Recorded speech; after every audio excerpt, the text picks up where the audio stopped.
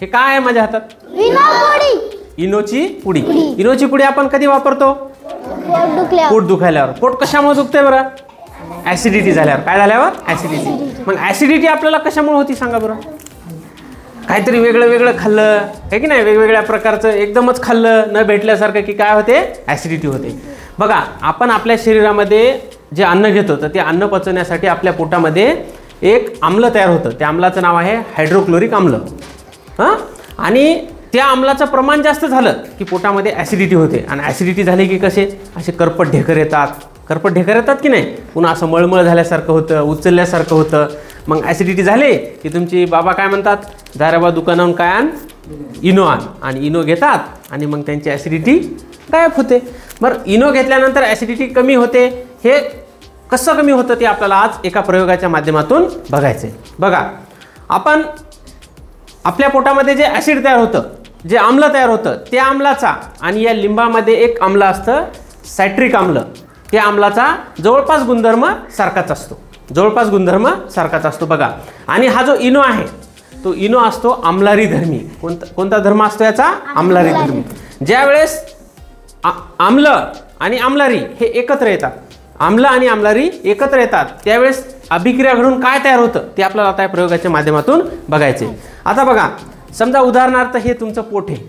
हे काय आहे? हे काय? पोट आहे. हां, आणि या पोटामध्ये आपण काय करू आता? आम्ल टाकू. काय टाकू? आम्ल. आता हे बघा, हे या बॉटलमध्ये आहे लिंबाचा रस. काय? लिंबाचा रस. लिंबाचा रस कसा असतो? आम्लधर्मी असतो. कसा असतो? आम्लधर्मी. आता बघा, हे समजा उदाहरणार्थ हे आहे तुमचं पोट. हे काय आहे? हे आहे तुमचं पोट. आणि या पोटामध्ये तयार झालं ॲसिड तयार झालं. काय तयार झालं? ॲसिड. म्हणजे आता या तुमच्या हे माणूस आहे, या माणसाचं पोट आहे आणि त्या पोटामध्ये काय तयार झालं? ॲसिड. म्हणजे या माणसाला झाली ॲसिडिटी. काय झाली? ॲसिडिटी. आता ॲसिडिटी झाल्यावर त्याला काय करायचं? आता त्यानं इनो घ्यायचा. काय घ्यायचा? इनो. आता बघा, हा फुगा आहे. या फुग्यामध्ये मी काय करतो? हा काय टाकतो? इनो टाकतो.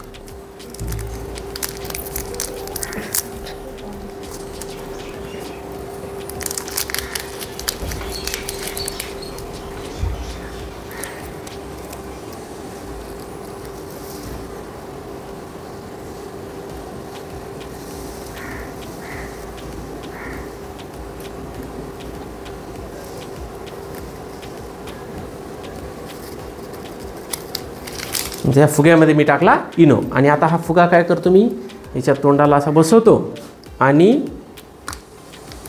हे जे आपलं काय आहे? काय? इनो. इनो म्हणजे काय आहे? तो आम्लारी आहे. आणि मध्ये काय आहे? आम्ल. हे आम्ल आणि आम्लारी एकत्र केल्यावर काय तयार होतं बघू.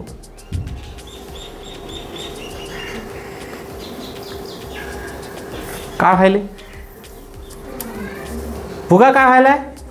फुगायला की नाही? म्हणजे काय होत असेल? काय व्हायली इथं? याच्यात आम्ल आणि आम्लारीची अभिक्रिया. आणि बघा, इथं मध्ये तुम्हाला फेस दिसतोय का? तयार व्हायला फेस तयार व्हायला आहे. आणि फेस तयार झाल्यानंतर हे आम्ल आणि आम्लारी एकत्र झाल्यानंतर काय होतं? त्याच्यातून एक, बरं तुम्ही कधी इनो पिलेला आहे का? पिल्यानंतर काय होतं बरं? लगेच ढेकर येतो की नाही? ढेकर येतं म्हणजे काय? त्याच्यातून पोटातून आपल्या एक गॅस बाहेर पडतो. त्या गॅसला म्हणतात कार्बन डायऑक्साईड. काय म्हणतात? Carbon dioxide. आणि आपल्या पोटातलं जे ॲसिड असतं ते ॲसिड काय होतं? कमी होतं आणि गॅसच्या माध्यमातून ते बाहेर जातं. बघा, आलं का लक्षात तुमच्या? पहिले फुगा असा होता की नाही? नंतर या फुग्यामध्ये आता कोणता वायू आहे? Carbon dioxide. कोणता वायू आहे? Carbon dioxide.